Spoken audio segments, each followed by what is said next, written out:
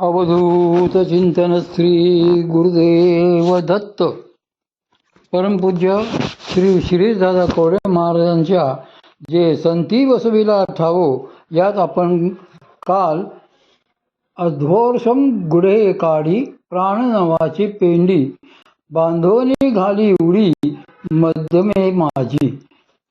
हे पार्था, योगजन्य शक्तिजन्य म्हणजे सात्विक धृतीमुळे इंद्रिये व विषय यांची गाठ आपोआप तुटते. 10 इंद्रिये मनरूपी आईच्या पोटात शिरतात. प्राणाचा निरोध होऊन खालचा अपान मार्ग व ऊर्ध्व मार्ग बंद होऊन 9 प्राणांची पेंडी गाठोडी बांधून शक्ती त्यांच्यासह सुषुम्नेतील ब्रह्मनाडीमध्ये शिरते. ती भगवती शक्ती मनाला इंद्रियांसह बाजूला काढते. मनाची जर घडी घालायची असेल तर तिला आधी प्राणाची पेंडी बांधावी लागते. श्री माऊली येथे म्हणतात की प्राण नावाची पेंडी येथे ती भगवती एकत्र करते आणि सुषुम्नेमध्ये खेचते. मग 10 प्राणांमधील फक्त एकच उपप्राण शिल्लक राहतो. त्याचे नाव धनंजय. तो धनंजय विशेष रूपाने नेहमी ब्रह्मरंध्रात म्हणजे सहस्रारात राहत असतो. त्याला ती भगवती तेथेच राहू देते आणि उरलेल्या 9 प्राणांची एकत्र पेंडी बांधते. त्यानंतर संकल्प विकल्पाचे लुगडे सांडोने मन उघडे बुद्धी मागीलकडे उगीची बैसे ऐसी धैर्यराजे जेणे मन प्राण करणे स्वचेष्टांची संभाषणे सांडवी. संकल्प विकल्पाचे लुगडे वस्त्र त्यागून मन उघडे होते. बुद्धी त्याच्या मागोमाग गुपचूप बसते. तो धैर्यरूपी राजा याप्रमाणे मनाला प्राणाला व इंद्रियांना आपापले व्यापक टाकाव्यास लावतो. जेव्हा ती धृतीरूप भगवती मनाला इंद्रियांना आणि प्राणालाही दामटून स्थिर करते तेव्हाच त्यांच्या क्रिया व्यवहार थांबतात. तोपर्यंत भगवतीच्या कृपेशिवाय सहाय्याशिवाय आपल्याला तो प्राण स्वसामर्थ्याने सिद्ध करता येत नाही. यावर मार्मिक अभिप्राय दिलेला आहे. एकदा श्री क्षेत्र अक्कलकोट मुक्कामी राजाधिराज सद्गुरू समर्थ श्री अक्कलकोट स्वामी महाराजांच्या समोर एक हठयोगी आले. त्यांना आपल्या हठयोग विद्येचा मोठा अभिमान होता. त्यांना वाटत असे की आपण हठयोगात फार पोहोचलेलो आहोत आणि आपल्याला स्वेच्छेने प्राणांचा लय करता येतो. म्हणून ते श्री स्वामी महाराजांच्या समोर आले आणि मुद्दाम त्यांना दाखवायचे म्हणून उड्डियान व जालंधर बंद लावून प्राण कोंडून बसले. मी किती वेळ कुंभक करू शकतो ते पहा, असेच त्यांना त्याद्वारे श्री स्वामी महाराजांना दाखवायचे होते. त्यांनी असा 30-35 मिनिटे कुंभक केला आणि मग तो सावकाश सोडला. त्यांनी कुंभक सोडल्याबरोबर त्याचे मनोगत अंतर्ज्ञानाने जाणून भगवान श्री स्वामी महाराज त्यांना एकाएकी म्हणाले, अरे गाढवा, नाकातोंडातला प्राण कोंडलास, पण बुडातला प्राण वाहतोय त्याचे काय? म्हणजे प्राण कोंडला, पण अपानाचे काय? अपान तर कार्यरत होतच. त्यांच्या या मार्मिक अभिप्रायाने ते हठयोगी फारच खजील झाले. या सर्व मुख्य प्राणांचे आणि उपप्राणांचे वैशिष्ट्य असे असते की हे सगळे भिन्न भिन्न जागी वेगवेगळ्या दिशांना कार्यरत असतात. त्या सर्वांना एकत्र आणणे व त्यांची मोठ बांधणे हे महाकठीण कर्म असते. एकाला धरायला गेलो तर दुसरा हातचा सुटतो. म्हणूनच श्री माऊलींनी त्याकरिता पारियाचा रवा घेता भूमीवरी अशी उपमा दिलेली आहे. जमिनीवर पडलेला पारा उचलून पाहावा. तो गोळा करताना एक गोळी पकडायला जावे तर तिच्यातून दुसरी गोळी निघते. तसेच या प्राणांचेही असते. एका प्राणाला पकडायला जावे तर त्यातून दुसरा प्राण बाहेर सटकतो. हे प्राण असे वागणारच, कारण भ्रमण करणे हाच त्यांचा मूळ स्वभाव असतो. त्या सगळ्यांना भगवती शक्तीच एकत्र बसवते. भ्रमतया ते बैसवी, कारण तिला त्यांचे मूळ सूत्र माहीत असते. या सगळ्या वायूंच्या दोऱ्या सरते शेवटी त्या भगवतीपाशीच असतात. हे प्राण म्हणजे तिचीच पिल्ले आहेत. भगवतीच्या संकल्पनानेच प्राण निर्माण झाला आणि त्या प्राणाने उपप्रकारही निर्माण झाले. त्यामुळे आपले कार्टे व त्याची फौज यांना कसे आवरावे हे जसे अनुभवी आईला माहीत असते, तसेच या प्राण्यांना कसे आवरावे हे भगवती शक्तीलाही चांगलेच माहीत असते. अनाकलनीय अर्थ. जो योगी किंवा भक्त असतो त्याची देहपाताच्या वेळेची अवस्था सद्गुरू श्री माऊलींनी 8व्या अध्यायातील 10व्या श्लोकावरच्या भाष्यात मार्मिकतेने सांगितले आहे. आतु मिनलेनी मनोधर्मे स्वरूप प्राप्तीचे ही प्रेमे आपे आप संभ्रमे मिळावया.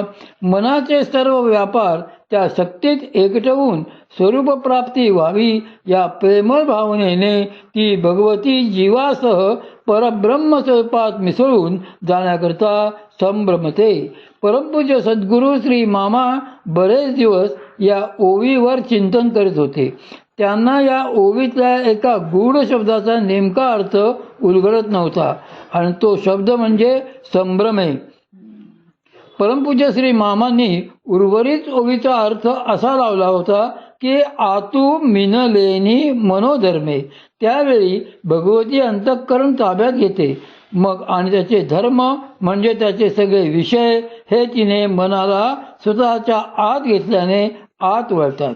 मिनले म्हणजे एकत्र झाले, एकमेकात मिसळले. ते मनोधर्म त्या शक्तीतच मिसळतात. त्या परमतत्वापासून संकल्पाने ती भगवती वेगळी झाली होती.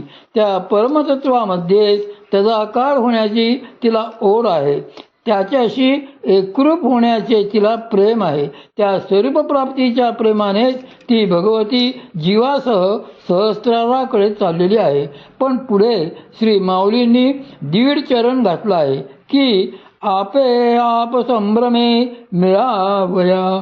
ती भगवती शक्ती आपली आपणच श्री भगवंतांना मिळण्यासाठी संभ्रम पावते. म्हणजे नेमके काय होते तर त्या शक्तीला कसला संभ्रम असतो. जर असलाच तर तो संभ्रम जीवाला असतो की प्राणाला का मनाला असतो. संभ्रमे हे पद कोणाला कसे अनुलक्षून लावायचे आणि त्या पदाचा अर्थ तरी कसा लावायचा असा त्यांना प्रामाणिक प्रश्न पडलेला होता. परमपूज्य सद्गुरू श्री मामा या ओवीवर असेच चिंतन करीत माऊली त्यांच्या आसनावर बसलेले असताना बरीच रात्र उलटून गेली. भगवान श्री माऊलींचा पूर्ण कृपा आशीर्वाद परमपूज्य श्री मामानं होताच. रात्रीचे 1:30 वाजले असतील. अचानक भगवान श्री माऊली तेथे त्यांच्या समोर साक्षात प्रकट झाले व म्हणाले, अहो तो संभ्रमे शब्द एक नाही, तो संभ्रमे असा आहे. आणि मग त्यांनी स्वतःच परमपूज्य श्री मामांना अत्यंत प्रेमाने त्या शब्दाचा व ओवीचा त्यांना अभिप्रेत असलेला अर्थ समजावून सांगितला. सद्गुरू श्री माऊली कृपा. स्वतः श्री माऊलींनी याप्रमाणे अर्थ सांगितल्यामुळे परमपूज्य श्री मामांना इतका अनावर आनंद झाला की त्या आनंदाच्या भरात ते माऊली माऊली म्हणत नाचायला लागले, उंच उंच उड्या मारायला लागले. त्याच आनंदात मग ते श्री गुरुकृपामध्ये आले आणि त्यांनी दारावरची बेल वाजवली. एवढ्या रात्री कोण आले असा विचार करीतच मी दार उघडले.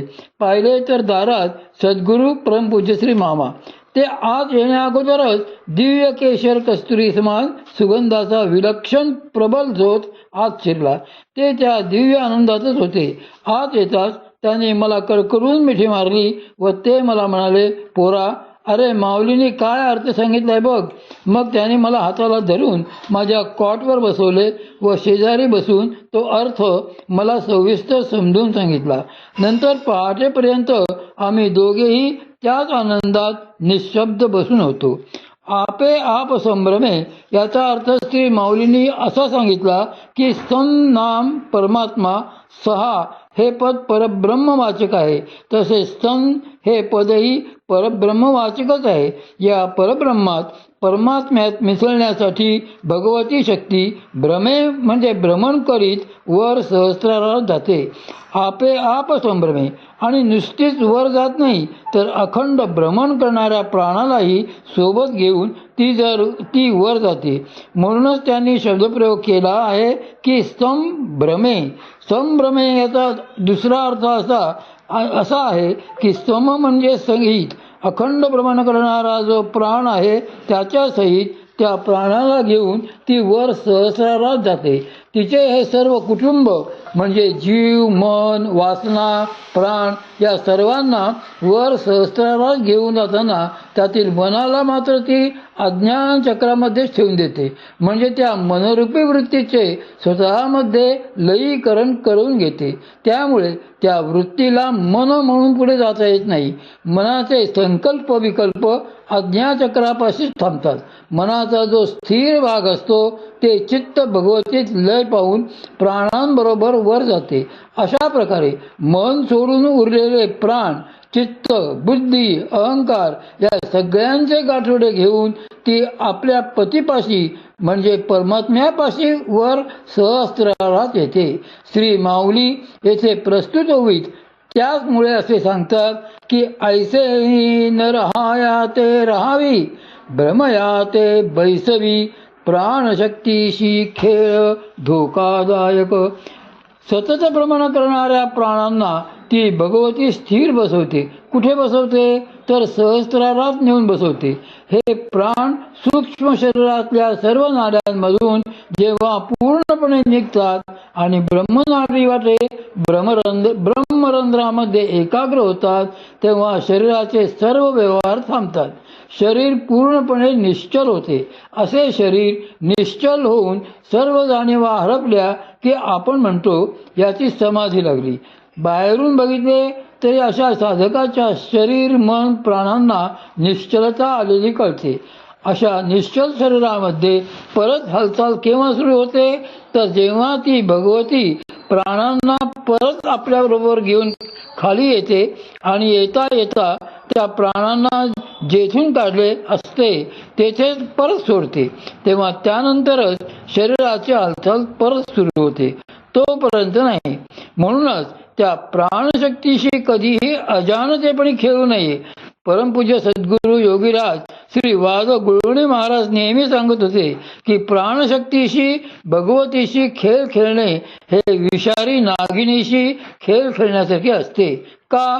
कारण जर का प्राणांचा एखादा अंश जरी निसटला व भलतीकडे जाऊन अडकून बसला तर त्यामुळे शरीरात विकृती सुरू होते. नाना असाध्य आधिव्याधी निर्माण होतात. प्रसंगी जीवही गमावण्याची पाळी येते. कारण प्राणांवरच शरीराचे सर्व व्यवहार चाललेले असतात. त्यातला एक अंश जरी भ्रष्ट झाला तरी काही खरे नसते. यानंतर उद्या